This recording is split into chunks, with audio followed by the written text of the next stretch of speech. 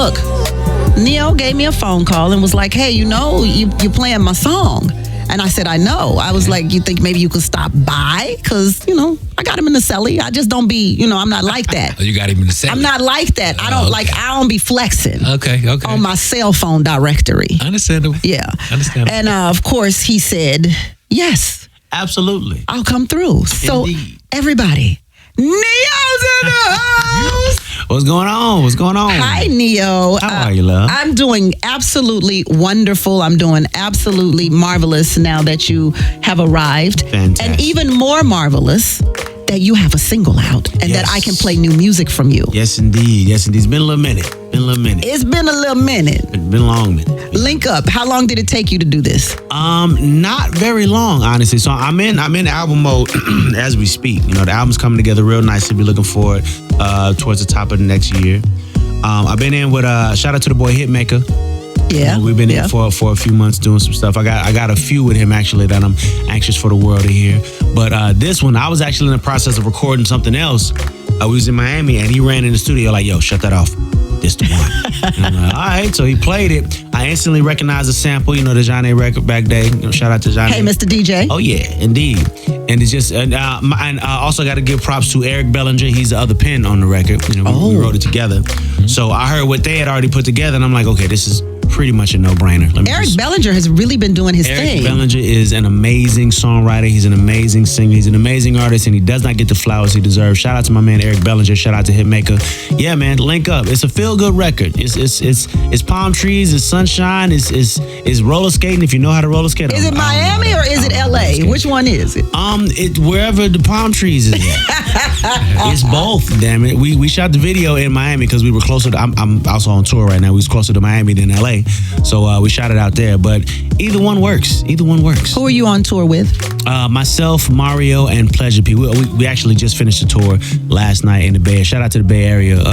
Showed up and showed out for us. 15,000 people showed up. It was amazing. But yeah, myself, Pleasure P, Mario. It was a Champagne and Roses tour. If you missed it, you missed a good one, ladies and gentlemen. You and Mario go way back. Yeah, 2004.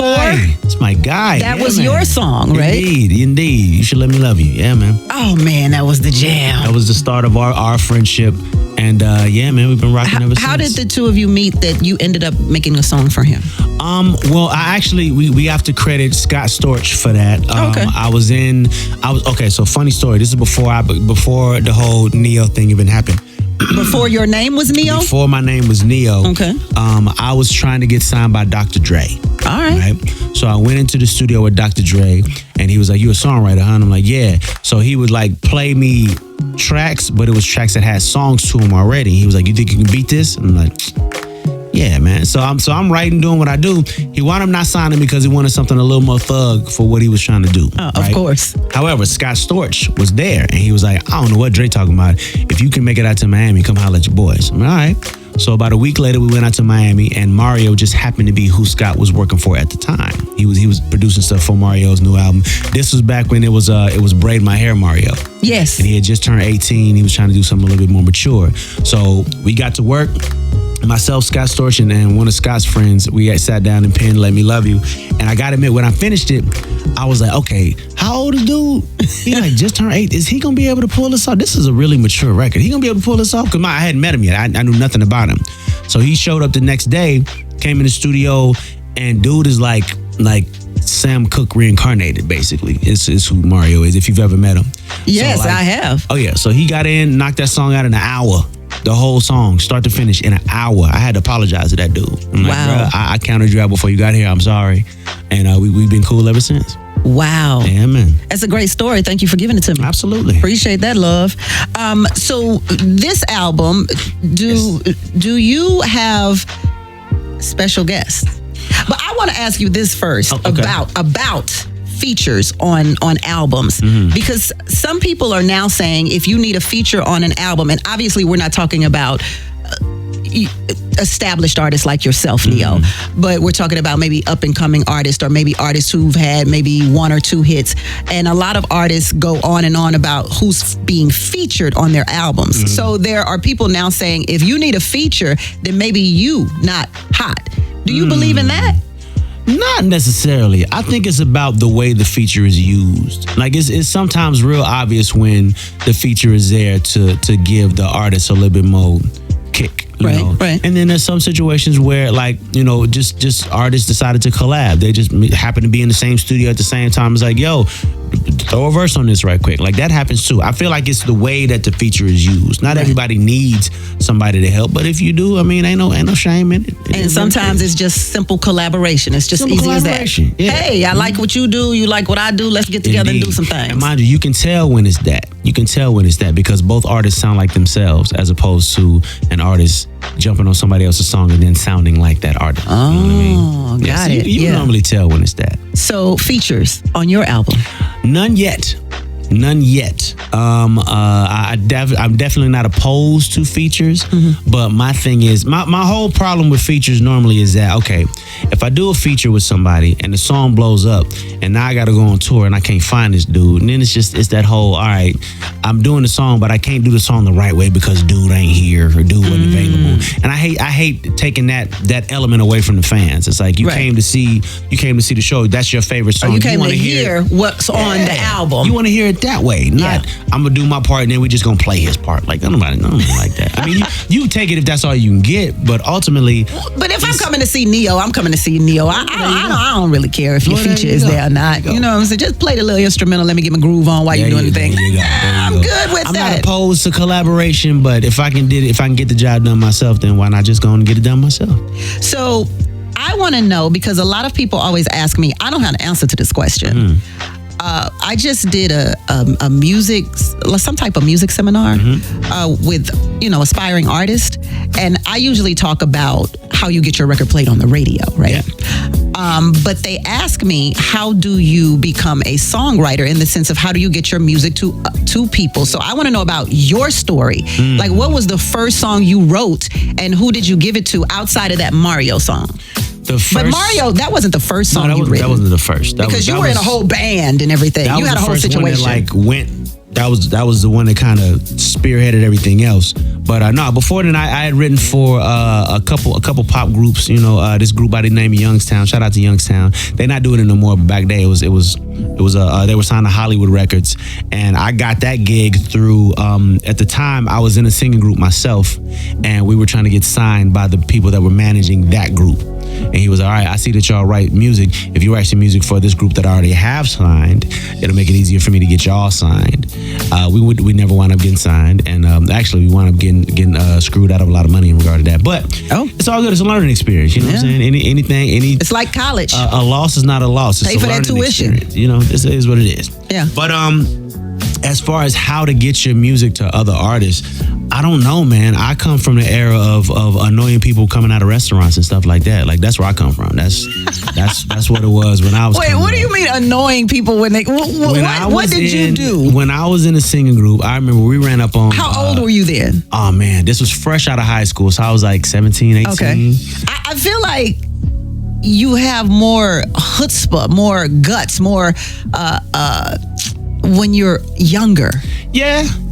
I mean, but plus it's a different game now. It's like, it ain't, you don't really have to do it that way anymore. Like, you can DM somebody some music. You can, like, the internet is amazing. Oh yeah, you're right. You don't have to stop people in restaurants. It wasn't so easy. You know what I'm saying? We ran up on Diddy coming out of a restaurant. He stopped long enough to listen to us sing and was like, yeah, y'all got something. All right, keep going. Boop, it got in his car and took off. Was what it was.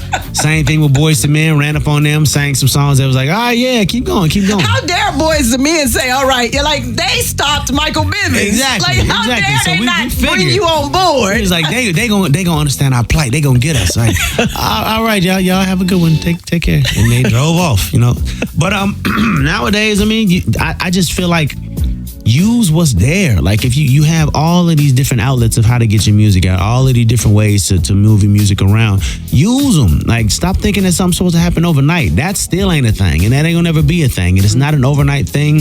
You cannot post something on Tuesday and then be mad because it ain't Platinum Wednesday. It don't happen like that. But it looks like it happens that way, Neo. Yeah, it looks like it happens that way, but I'm telling you from personal experience, it does not. It takes time. It takes man hours. If you want something to work, you're gonna work, and that's just it.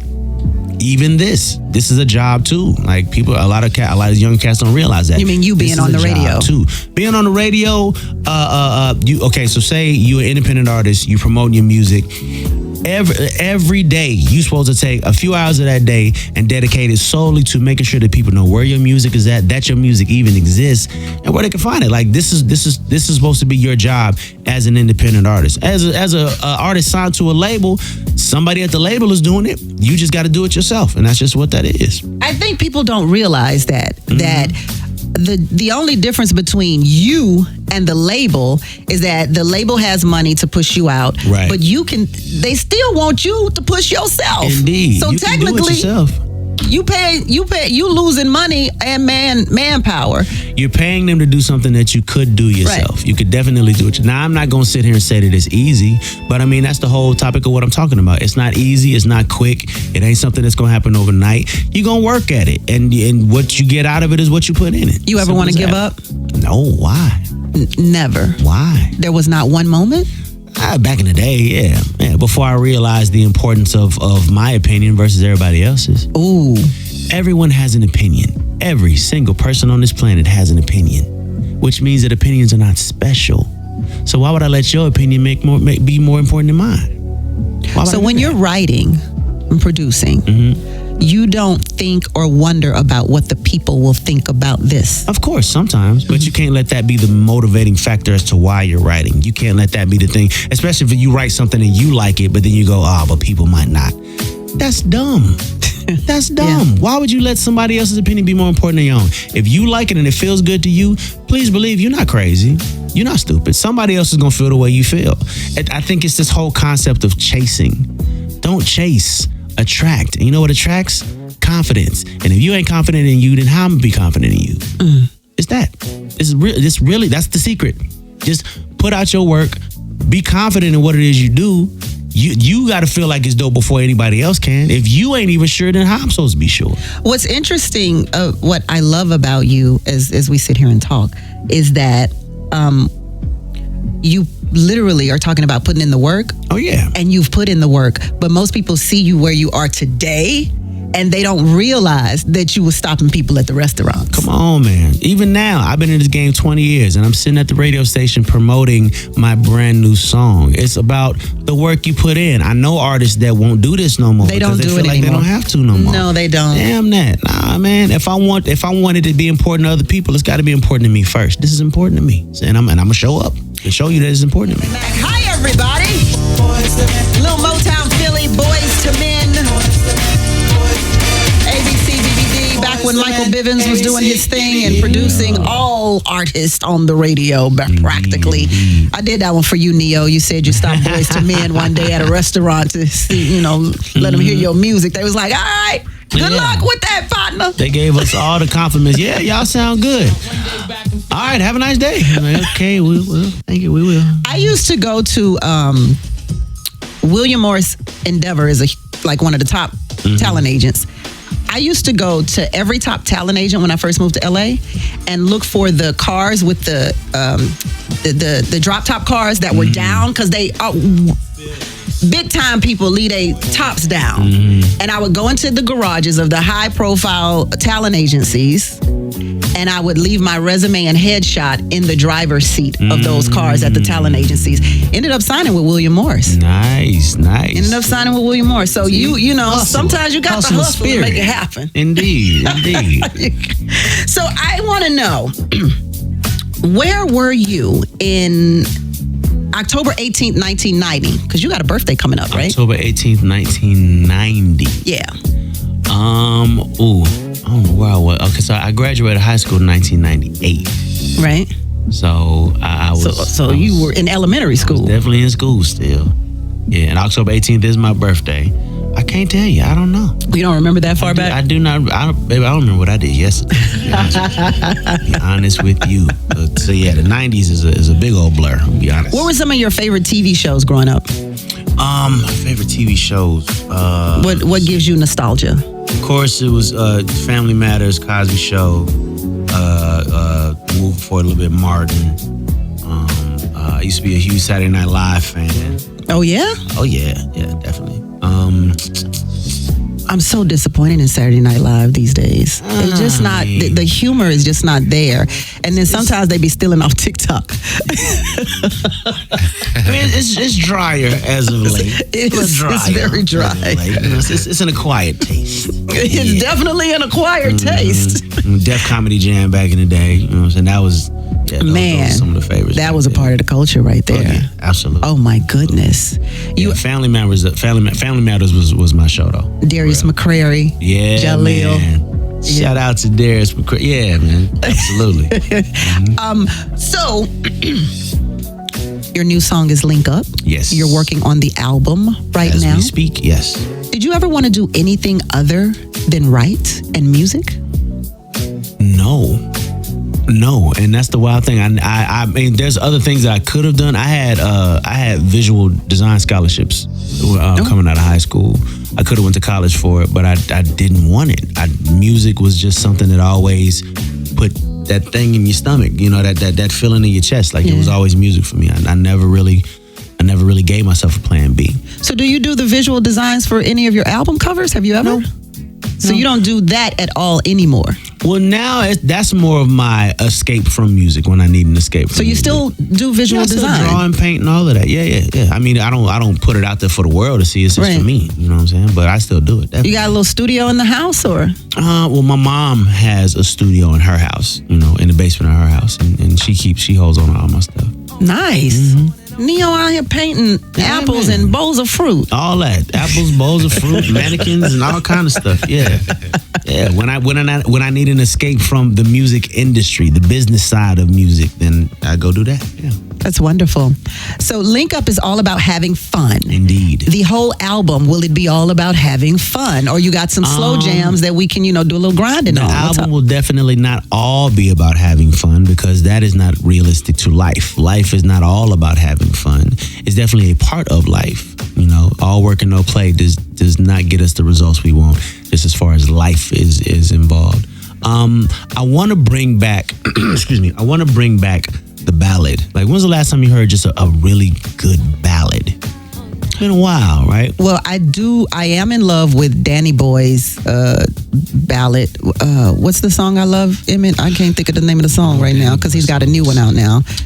And it's been the first ballad that... In a while, right? It's been a long time.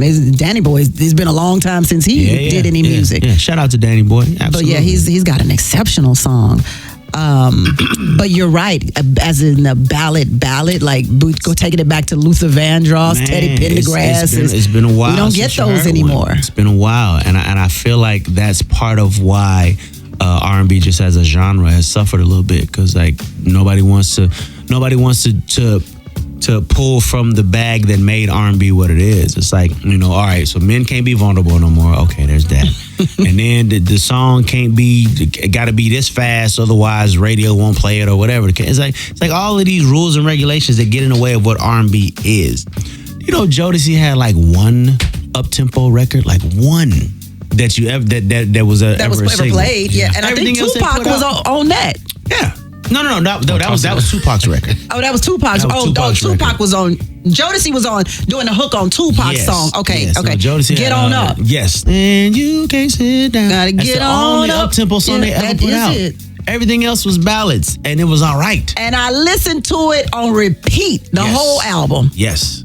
I want to bring that back. On repeat. I want to bring that back. Again, why do you think we're not there anymore? That's that is such a good observation. Because men cannot be vulnerable anymore. It's like we're not allowed to be vulnerable nowadays. Listen, so there was a point in music where all music got a hip hop makeover. All music, pop music. You got the pop artists doing a hip hop thing. You got the country artists doing a hip hop thing. Yeah. Right? And it ain't nothing wrong with it. I love hip hop. But at the same time, hip hop is not about vulnerability. It's never been about vulnerability. It's always been about who's tougher, who's stronger, the struggle and all of that. Right. So I grew up with your Boyz II Men's, with your Brian McKnights, with your, that Anytime album. Oh my God. I grew up in an era where it was okay for a man to be vulnerable. Yeah. It didn't make him any less of a man to be vulnerable. But now you got this new generation who's coming up with rappers, and the rappers are not vulnerable. Right. To the rappers, vulnerability is weakness. So of course they don't got nobody to pull from. Even the female rappers are not vulnerable. There is no vulnerability. I never thought about what an observation. And it's sad because that vulnerability is part of what made R&B great. It was okay for a man to cry on a record back then. Yeah. You can't do that now because not only are the fellas making fun of you, the ladies is making fun of you. Oh, this weak dude crying on this song. Like it's like everybody's so damn tough now, and I just don't get it. I don't understand. So you're saying you're going to put some vulnerability on this album? I have decided to be the change I want to see. Yes, Ooh, yes. okay. I'm bringing back masculine vulnerability. Okay, and you're not scared. You're not scared? Not at all. Fool, scared of what? Okay. Scared of what? I'm 43 years old at this point. What they gonna do? All right. Yes, we're gonna bring it back. We're gonna bring it, but we're gonna bring back the essence, the true essence of R&B. Don't be teasing me and then you don't bring it. Bring it. Oh no, I got you. Trust and believe. I need you to bring it. Bring it. It's coming. We got it. All right, Neo, bringing us some vulnerability on the new album, bringing us some fun on the new album, and I'm sure he's got plenty more in store for this new album. When do you think it's going to be out? Be looking forward towards the top of next year. You know, I want to give we gotta the rest wait of this the whole year. 3 months. Okay. I mean, we got this single out. I'll probably drop one more and then go ahead and put the album out. Yeah. All right, cool. Thank you so much. You're going to have something to rock through Christmas with. Don't worry. I got y'all. Okay. Appreciate the love, Neo. And thank you. I do want to thank you. I on behalf of KJLH and me personally, I want to extend my gratitude because you are right when you say artists don't do interviews anymore. Unless obviously they know that they're going to be these big, grand kind of viral interviews. And if the interviews don't do that, they could care less about stopping by the classic radio station. So this is my third time interviewing you. And so I want to say thank you for always thinking about radio. Absolutely. Thank you for always thinking about KJLH. And thank you for coming on my show. I know where the love is at. KJLH has always shown me love from the very beginning of my career to even right now. We just talk about how y'all might have been the first in California to even play this brand new record. So I appreciate the hell out of y'all. Thank you for just riding with me as long as y'all have. I appreciate y'all. And I will always show my appreciation. Always. Thank you, Neo, everybody. Indeed. Have a great day.